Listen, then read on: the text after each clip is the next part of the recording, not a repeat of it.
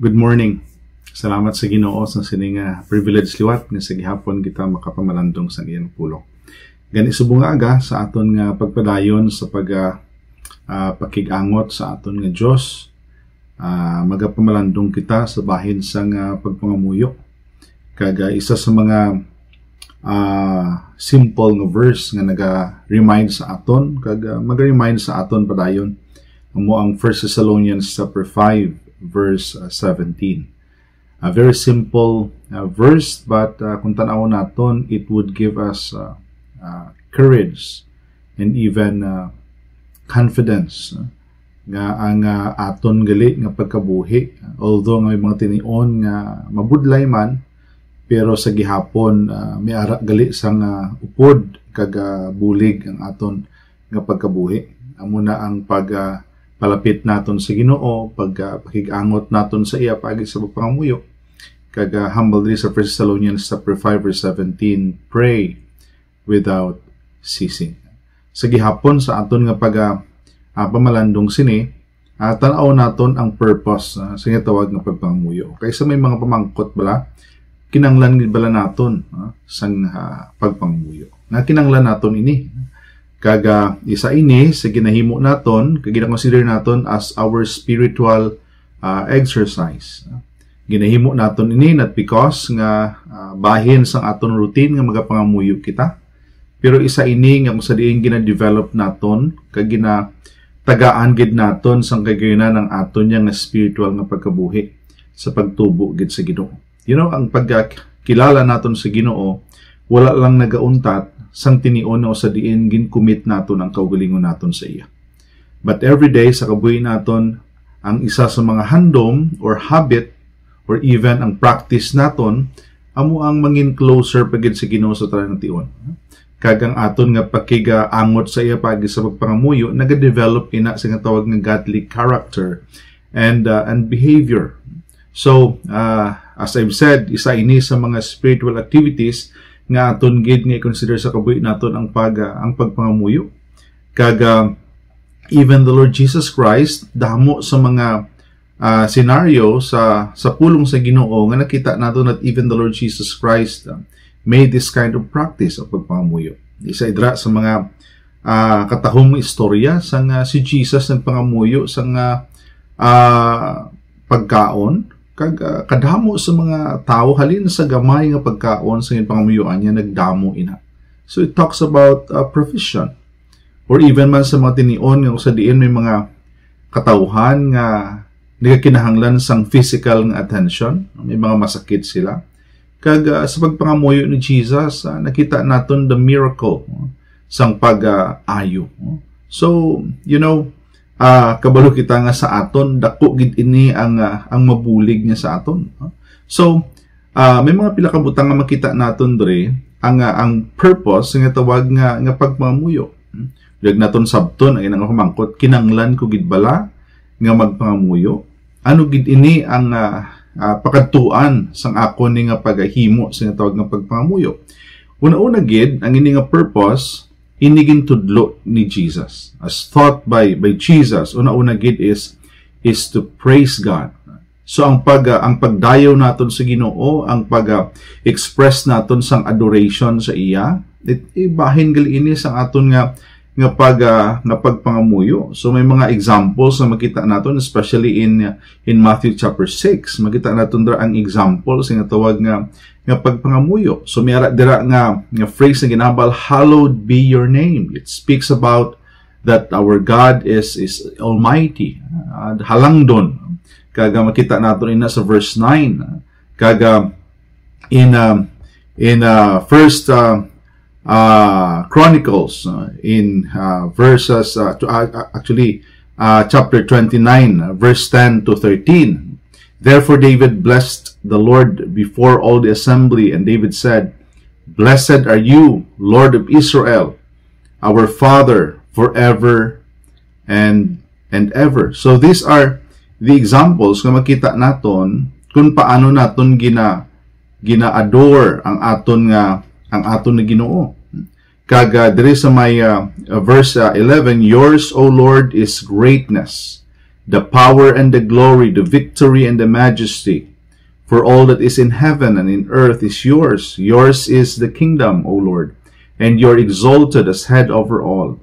Both riches and honor come from you, and you reign over all. In your hand is power and might. In your hand it is to make great and to give strength to all. Verse 13, Now therefore, our God, we thank you and praise your glorious name. So ini ang mga examples kung makita naton that God is worthy to be praised. Ang una-una naton, kaga ginadayaw naton, it speaks about sa nga ang aton niya ginistorya, hindi iya simple lang niya nga Diyos o kung tawo, ginahambal sang iban nga tawo lang na iya ang Diyos. Pero kung tanaw naton, ini nga Diyos siya halin sang una subong kagapati kita even in the future. Madamo sa mga butang mahimo niya makatilingala nga hindi gid mahimo sang tao kag siya lang gid ang makahimo sina. In other words, He is sovereign. He is powerful. So, not only nga ginahimo naton ina to praise, to express our adoration, but to pray that God's will to be done. Nagapangamuyo kita because we believe that the Lord can do great things for us. Ti ang aton gani nga phrase nga ginahimo still in that example na ginbutang dira ni sa Ginoo sa Matthew chapter 6 in verse 10, hambal niya, your kingdom come. Nagapati kita nga ang kabubuton sa Ginoo is best than our will. Kag ang mahimo niya, kag ang gakatabo sa kabuhi naton, halin gid ina sa iya. Wala sang iban nga answer sa aton pangamuyo nga wala nagahalin sa kabubuton sang Ginoo. Whether ang answer niya sang aton pangamuyo is no, that is still the best answer nga aton gid nga ma-experience sa kabuhi naton. And you know, makita naton dira nga even the Lord Jesus Christ ginhimo niyang inaman nga example in Matthew 26 verse 39, He went a little farther and fell on His face and prayed, saying, O my Father, it is possible let this cup pass from me. Nevertheless, not as I will, but as for you. We are asking, we are praying, we ask the Lord nga ang iyaman nga manginsabat sang aton pangamuyo iya gid kabuton. In other words, we give that burden, we give that prayer to God, expecting that the Lord will give the best answer for us. Hindi nga nagapangamuyo ka pero imong gyapon niya will ang matabo, imong gyapon gusto, but it is about surrendering our burden, our prayer sa Ginoo. So ang kanami sina kay nga wala lang kita nag-expect that the Lord would answer the best answer nga aton niya nga kinanglanon sa aton nga pangamuyo, but ang purpose niya is to make requests for our daily needs. But sing ganon, ang aton niya nga makinanglanon kay gina-enjoy every day, ina iya naghalin gid sa Ginoo. That's why gin-mention gyapon da in Matthew chapter 6 about our needs. Example dra ang daily food nato, that is in verse 11. We asked the Lord, we prayed hard that the Lord will provide sang aton kinanglanon. Isa na dra ang pagkaon nga aton niya ginatake every day. That's why we pray. Hindi lang nga part sang aton nga ritual sa pagkaon mga muyo kita. So hindi man incomplete ang aton nga pagkaon kung hindi kita nagapangamuyo. But ang aton nga pagpangamuyo ginahimo naton ina diin man kita because we want to express that thanksgiving sa Ginoo that He will be the one who can provide kag siya gid ang nag-provide sa aton nga kinanglanon. That's why we pray. And you know, not only that, but makita naton dra why we eat, especially sa aton nga physical nga body, gina-take naton ang ina nga food because we are praying for a good health. Nagahimo kita sina, nag-ask kita sina, salamat Ginoo for giving us this food, kay nga ang ina nga food makahatag sang maayo nga panglawas sa aton kag ang aton niya nga kabuhi nga naga-exist sa gihapon, ang purpose na is to what? To be used for God's honor and glory. You know, ano pagit ang makita naton dira? You know, every day we have that struggle sa aton tagipusoon. We are still in this world. We are sometimes struggling sa tawag nga sala. But we thank the Lord because through prayer, we can what? Confess our sins and seeking mercy before Him. Ano na lang ayan kung hindi kita magpangaayo sa Ginoo sang kapatawaran, kag hindi kita mangayo sang kaluoy sa Ginoo, ano ang matabo sa aton? Kita lang yang tao nga nagakabuhi kita, pero sa tutuod lang, why na sang pulos? Why? Because ang ini nga sala could destroy our lives. Pwede ini manginbahin sa kabuhi naton nga hindi na kita makapalapit sa Ginoo. Mapalayo na lang kita, madulaan na kita sanggana sa kung ano dira nga mga spiritual nga mga butang. But then, you know, makita naton diri, we thank the Lord. Why? Because we have that privilege to come in His presence asking forgiveness. And even sa mga tinion that other people may nahimo man sa aton nga hindi maayo. And we asked that the Lord will give us grace and mercy to forgive others also. Munang makita naton dira sa still in Matthew chapter 6, especially in verse 12, and forgive us our debts and we forgive our debtors. So, you know, it is about molding our heart, molding our lives into a better one. Now, again, assured that God will justify and faithfully cleanse through Jesus' blood. In 1 John 1:9, if you confess our sins, He is faithful and just to forgive us. Ang karami sina kay nga ang tanan naton nga mga sala. It's about cleansing. It's about a situation ang usadiin ang Ginoo nagabulig sa aton nga i-dump naton ang aton nga mga worldly nga mga practices, mga butang nga makaguba sa pag-alagad naton sa Ginoo. And then, you know, every day we have needs sa kabuhi naton. Not only nga magahimuno siya sa makinahanglan naton, but even ang aton nga protection, both physical and even man sa aton nga testimony sa bahin sang aton nga spiritual nga panlakaton. So, in verse 13 of chapter 6 ng Matthew, keep us away from evil. We ask the Lord that the Lord will help us to flee and to go away sa nga tawag nga kalibutanon nga mga butang, evil works, evil doing. And then nga kita i-direct kita sa path nga sa diin ginahandom sa Ginoo sa aton. Kung ano gid ang kabubuton niya sa aton. So, kanami balaki nga, yes, hindi naton masarangan in our own, but we thank Him because His line is always available for us. Ang aton lang niya magpalapit lang gid sa iya. So let us learn how to pray in Romans chapter 1 verses 9 to 10.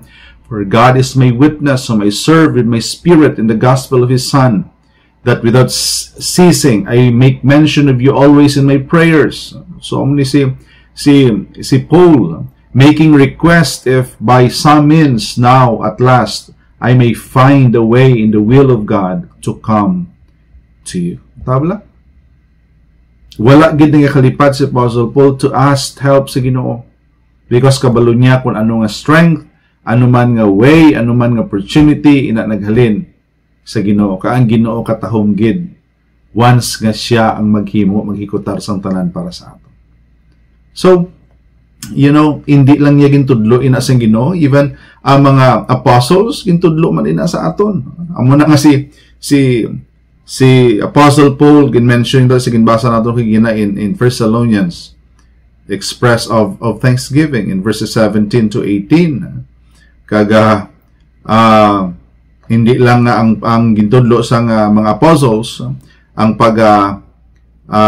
hatag sang pagpasalamat sa Ginoo, but makita pagid naton dra ang Ginoo ya willing gid nga mag-provide sa kung ano man nga mga needs naton, but even to find sa tawag nga peace sa mga tinion nga may mga ano kita, may mga kagamo sa una-una kahit sa tagipuso. Ihatag, itugyan sa Ginoo ang ina nga mga ginapaligba naton. And then, ang isa ginapangamuhi ni Apostle Paul to receive strength and boldness from God. Gamiton kita sa Ginoo to express the blessing of salvation to others. Di naton mahambal na kung sa aton lang. Kaysa masapos pa sa aton maghambal sa mga bagay, kaysa nga hindi tagan sigurado kung tuod. Pero kabudlay yung kaysa maghambal sa kamaturan nga sa puno sa Ginoo. But Apostle Paul in Ephesians chapter 3 verses 14 to 16, ang iya pangamuyo sa Ginoo nga makabaton siya sang kusog and even boldness halin sa Ginoo to speak and to share the gospel nga kinanglanon sa tagatagsa. To find opportunity to serve for service to God. Ginoo mag-open sa mga ministries nga sa diin manginbahin kita. And of course, to receive wisdom from God. Every day, kinanglan naton sa kaalam. Paano naton gamiton ang aton kaugalingon, aton kabuhi para sa iya? Paano mangin fruitful ang aton kabuhi? Paano ang aton kabuhi nga matarong always sa iya? Kag makapakigbato kita sa kaaway naton nga gusto maguba sa aton mga panlakaton sa Ginoo. And ang aton nga pangamuyo, it is something that would give us a privilege nga makakonected sa iya. Wala na sang ibang agyan ng aton pangamuyo, direct gid sa Ginoo. So, may mga bagay kita ginatulok. Kung kaysa hindi naton malabot, kung kaysa nabudlayan kita, even sa aton isig kapareho man. For example, abi mayara ka gusto nga friend nga sugiran sa pulong sa Ginoo. Pero hindi ka makadirect dayon. Anong himuon naton? Pangamuyoon naton sa Ginoo. Lord, buligi ko, tagay ko sang kaisog, sang kaalam, tagay ko sang right timing nga makasugid ko sa pulong sa Ginoo. Sige naton pangamuyo, sige pangayo sa Ginoo. Later, the Lord will open that door for us. Not only in that instance, but in everything and in anything, sa kung ano nga bahin, the Lord is able and He can do great things for us. Hindi naton pabuyan-buyanan lang o kung sa term naton isa daw gina buyan-buyanan, gina pa small naton ang pagpangamuyo. No? Let us take it as a big blessing or a great blessing for us. Ibahin nga pag-angot kita sa Ginoo tion ina nga sa kung ano man nga butang aton kinanglanon, we can ask the Lord. We can talk to Him. And we know that He will answer the best answer na kinanglanon naton. And He can do great things for us. Unahambal niya gani in Jeremiah 33:3, call unto me, and I will answer thee, and show thee great and mighty things, which thou knowest not. Keep on talking to God. Talk to Him. Ihatag ang kung ano dira sa imong tagipusoon. And surely, the Lord will give you the best answer for any question that you have in mind. Let us pray. Father, we thank you for your word. We thank you for giving us this opportunity to serve you and even to be reminded about the blessing of prayer.